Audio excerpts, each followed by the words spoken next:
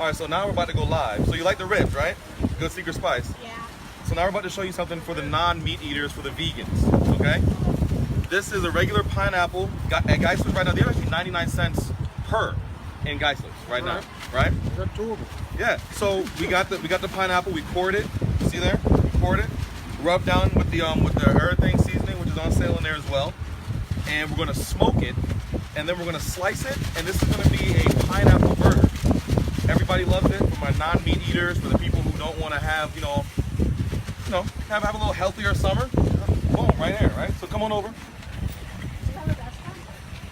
A restaurant? Yes. No. I've got some spices and a smile. Oh. And I'm just I thought maybe you had a restaurant. I was saying I'd like to go. no, we're maybe one day, but for right now, check that out. How you like that? That look That good? looks good. Right? You see how it looks on there? It's got a really good. The spice is a really, really good profile, right? So it looks good on the grill.